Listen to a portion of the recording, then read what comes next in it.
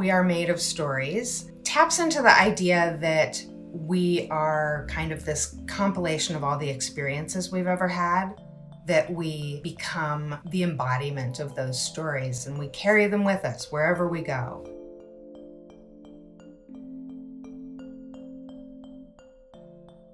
Margaret Robson started collecting in the late 1980s.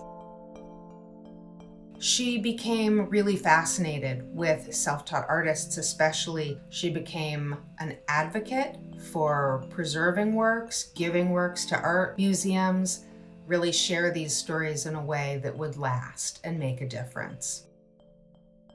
And I think it's amazing how she handed down that way of seeing these artists and way of caring about what they did to her son, to Doug, who has taken up collecting in a similar vein.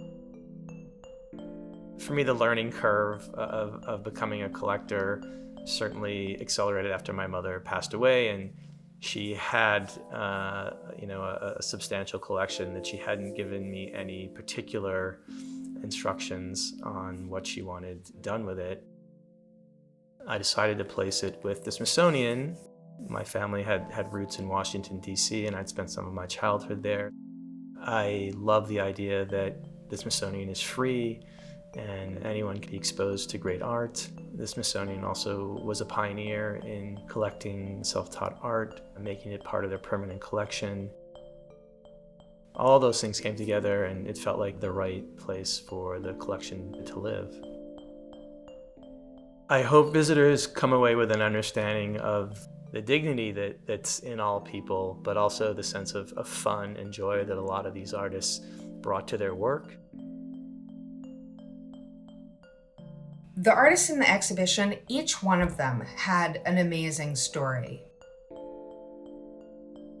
Judith Scott was really an artist that changed the art world. She was born with Down syndrome and began this artistic practice where she would wrap things in yarn. They became her way of expressing herself and her way of communicating with family.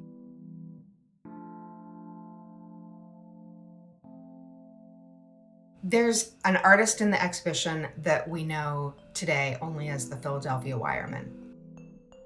These are little wire bundles. They were found in a South Philadelphia alley, and nobody knew for sure who had made them. We have to learn everything about the artist from what we see in that object.